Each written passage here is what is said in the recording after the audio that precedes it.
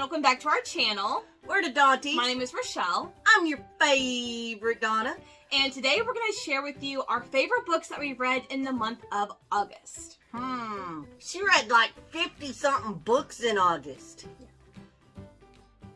I read a lot, so there was a lot to choose from, but what people don't understand is we don't have kids. And we both work from home. I work an office job where I'm not on, like, a call.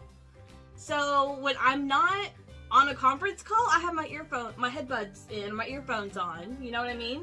So I'm constantly listening to audiobooks, and how many nights and weekends did we spend just reading the entire weekend? Well, yeah, because my work has been a little crazy lately. I'm still working from home, but I've been on Zoom meetings all day, every day.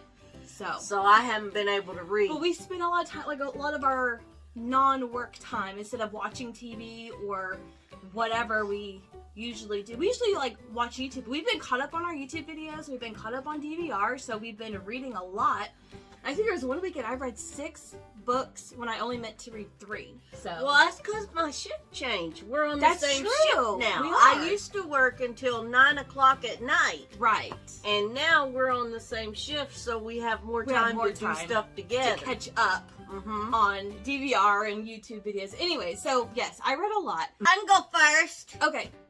Okay, so first one I'm going to talk about is this one right here. It's probably going to go over there, but...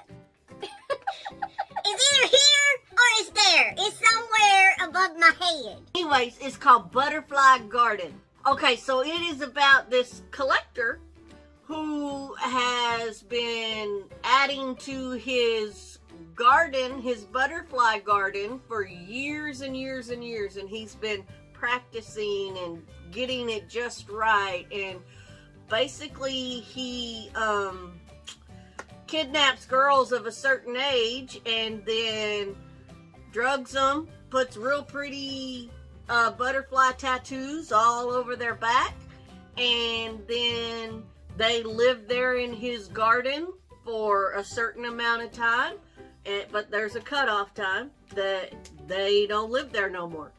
And it's very interesting to see how this all plays out.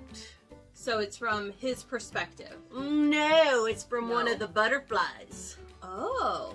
Timelines. Okay. One is from when she's in the garden, and the other one is when she's being investigated by the FBI. Ooh, okay. Oh, that sounds interesting, but I think it would have been really cool too to see his perspective and his point of view. Because you don't, like, I've read a lot of books where it's not really from the killer's perspective, you know what I mean? Yeah. But still, that sounds really interesting. I didn't say he was a killer. I said he was a collector. From the bad guy's perspective. But no, I really did enjoy this. There are some very much trigger warnings. Right. Search those up before you think about this book. Sounds dark. It is kind of dark. So I'm going to flip the switch and we're going to go with something funny. And this book, I laughed or smiled the entire way through this book. And I read this on a weekend, and she kept looking at me because I kept laughing out loud. And I caught myself just smiling. It wasn't just the LOL. No. She was really laughing out loud. Yeah, and this one is so funny. I want to try to get her to read it. But it is The Cheat Sheet by Sarah Adams. This is a romance, but it's a closed-door romance, which, if you don't know, that means there's no, like, steamy, spicy scenes in it. I don't care about steamy, spicy. I don't need that. This is a, like, straight-up rom-com, and it is 2 different tropes. So you have friends to lovers, and then you also have fake dating, which fake dating is my favorite kind of romance trope. But you have these friends. So you have Bree. She is a ballet dancer. And they're in their mid to late 20s, of around that age. And she is best friends with the guy, Nathan, and he is a professional football player. He's a quarterback for a fake NFL team called the Sharks. And so they have this best friend situation. Then she ends up getting drunk in public at one of the birthday parties that they throw for a fellow football player friend. And she ends up going on a drunken rant to a reporter, and she doesn't know this lady's a reporter, in the bathroom, And this video ends up going viral, so their publicist or his manager, his team, decides to capitalize on her popularity because she is, like, everyone on the internet is loving her. Oh, everybody loves drunk her, huh? Yes. So they end up capitalizing on it, going with a fake dating scenario for the public, and they end up with a Super Bowl commercial as well, and it's during football season, and with football season just around the corner for us, for real, I think this is a very, very fun read, and everyone in this book is hysterical. I love the football friends and the stuff, the shenanigans that they get into. They're so shenanigans. Funny. Yes, and then her family is wild and crazy and just so carefree, and I just love them as well. I wish they all had more book time, but they are so funny. And she reminds me a lot of Lorelai Gilmore in the fact that when she gets nervous or uncomfortable, she tends to just word vomit. And it just has all this comedy invested in it. I loved this so much. Definitely the funniest book that I've read. And I would really love for her to read it because she was like, "You're having a good time over there." And I was. This is so funny. This is hysterical. It's funny. Read this one. Want to know a secret? You want to know a secret? I don't know. You want to know a secret? That's the name of the book? That's the name of the book. Okay. And it's funny. Talk about unreliable narrators, though. Okay. That's all I'm gonna say. You've got two POVs, and you don't know which POV to believe. Oh. And then it's rich moms. Okay, and, I love rich people drama. Yeah. I love that. Rich. Okay. It's rich people drama. Okay. And it's funny, but it turns a little dark. Not too dark. Not like Butterfly Garden dark. Okay, how dark?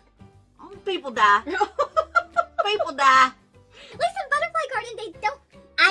He doesn't kill them. I said he was a collector in Butterfly Garden. But then you also said I didn't say he was a murderer. So I didn't say he wasn't either. Oh man, you get me all confused. Okay. This is funny, but people die. It's funny, but people die. Little bit of Mama Bear stuff coming out, you know? Oh. If somebody's messing with your kid, Yeah. Mama Bear gonna come out, you Yeah. know? Especially if you one of them rich ladies and you ain't got nothing to lose. So yeah. But yeah, it was funny. I enjoyed it. And surprise. Surprise at the end.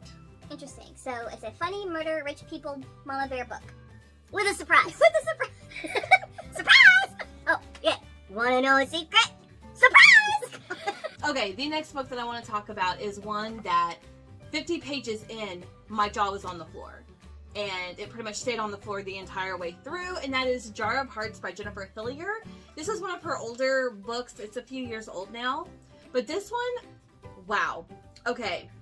Good one. So this is about this girl and this guy. I think he's like 3 or 4 years older than her. She's in high school, and her best friend disappears, okay? Fast forward 10, 12 years later, and she is an executive for a company, and she is in the middle of a board meeting, and she gets arrested for the disappearance of her best friend from high school. It starts out in the courtroom, which I really enjoy courtroom scenes in movies, shows, and I guess apparently now in books. And she gets sentenced 5 years in prison, and then her boyfriend at the time, I don't know how long his sentence is, but she's actually testifying during his court case at the beginning of this book. They both get sent to prison, and we see like the first quarter of the book, she's in prison, and then, you know, it kind of time jumps throughout her time there, and then she gets released. And then you're also following her her best guy friend from high school. He is a detective, and he is on the case because they found the body of her best friend. So he put her in jail. He put the boyfriend in jail. This is like his case. So he ends up trying to keep investigating to find out what exactly happened to this girl when they were in high school. And a lot of things happen. And the Jar of Hearts, oh my gosh, like, I did not see the twist coming, and I cannot believe the situation that is at the end of this book and what our lead female ends up doing. A lot of stuff happens and it's very fast paced. But yeah, I think this is my third book that I've read by this author, and this one is by far my favorite from her. This is a good one. It was so good. This is a good one. So I liked good. it. That's one I told you to read. Yes. And your last book you want to talk about? I read it on my Kindle, but she read it too, so this is her copy. Yes. This is Confessions by... Kane Minato. Yeah, what she said. And this is so good. Like, it's not... It's like 230 pages? Yeah, so it's a quick read. Very quick. And you don't want to put it down. No. Because it just keeps going and going and going. Several different POVs, but every POV is a revenge story, and Yes. you're like, what? So, I will also say, this is a translated work, and this reminded me a lot of Squid Games, just in the sense that, it seems innocent. It seems like it's one thing, but then it ends up being something completely different. So you basically have this teacher whose like 5 or 6-year-old daughter, I forget how old the daughter is, she ends up drowning and passing away, and we start the book with her chapter, and she is addressing the last day of school to her class, and she gives this whole lesson and basically says that she knows that her daughter's death was not an accident, that there were students in her classroom who killed her daughter, and she knows exactly who they are, and the rest of it is just revenge upon revenge upon revenge. It's and good. It is so twisted, and like the things that they do, even the kids, because you get the kids' perspectives, and the ultimate revenge at the very end is just jaw-dropping. It is shocking. It is such a quick read. I think there's only like 5 chapters though, so the chapters are really long, but you get to know these characters and what is going on. And oh my gosh, this one, I read this and I knew I had to talk about it, and then I made you read it because I so wanted her opinion on this, because I loved it so much and she was like, whoa. Yeah, it is a good one. So I'm glad she chose this to talk about, because if she didn't, I would have. This one is really, really good. I think the audiobook is like 6 hours long, if that. So if you can get it from your library or Scribd or whatever, I highly recommend reading or listening to this because it was amazing. Yeah, it was a So good one. good. It was a good one. Twisted. Yeah, it was very twisted. Alright, and the last book I want to talk about is Alice Feeney's newest release called Daisy Darker. Is Daisy dark? This one really surprised me. So I read one other book by this author, which I really, really loved. And I was trying my hardest to save this for October, for spooky season, because I know that this takes place on Halloween night. Or the night, like, the 30th into the 31st. Well, you could have just waited till September, because September 1st to October 31st is spooky season. True. 2 whole months of spooky season. But I read every other book that I had pulled and then some, and this was just staring at me, so I was like, you know what, I'm just going to do it. And I read this, I think in less than a day. It is so fast-paced, the chapters are short, so you basically have the Darker family. They are meeting together at their grandmother's house, who lives on like this isolated area. Like, once you get to the house, like at certain times of the year, you're stuck there because of the tide. I mean, kind of see like the water and stuff up against where this house is. And she actually got a premonition from a fortune teller many, many years ago that she would not live past her 80th birthday. Well, she is turning 80 on this birthday, so with her expecting her to die at some point in the next year, she calls the whole family together. So you have Daisy Darker, her 2 sisters, her mom and her dad, who are now divorced, and then one of her sisters has a daughter, so it's a niece as well. And they all come together, and the grandmother reads her will to the whole family while they're there, because this may be the last opportunity that she has to address all of them and all this stuff. At the stroke of midnight, people start dying, one by one. And there are like poems that are written on like a blackboard or on a dry erase board in the house that talks about every single family member, and then it discusses like why they were the next one to die.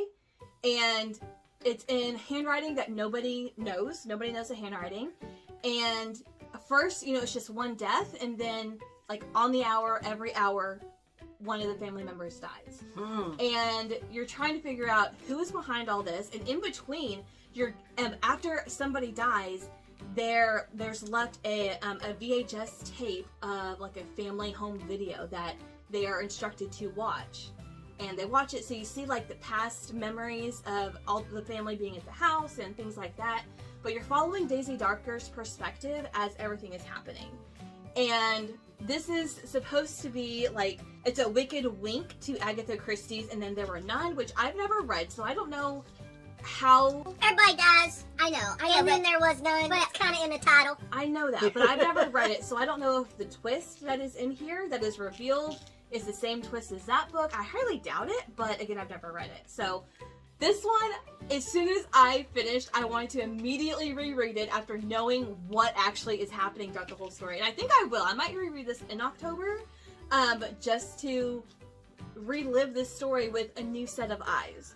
It is so good, and fast-paced, like I said, super fast-paced, super short stories, or short chapters, and then I loved the poems in between, like this short story about each family member. It's very good. I got a question. Yes. Okay, so she got two sisters, right? Yes. Okay. They're both older. They're both older? Mhm. Is one of them's named Darla Dark, Daisy Darker, and Debbie Darkest? Stop it. Okay, so we have 5 thriller recommendations, and then 1 super hysterical, funny rom-com type It's one of book. them love books. But the love is not like even the biggest part of it. You have to read this one. I'm telling you, you will It's die one of them laughing. love books. Anyways, I think you would enjoy it. But leave a comment down below. Let us know if you have read any of these, or what were your favorite books that you read in the month of August, because I am always looking for a good book to read.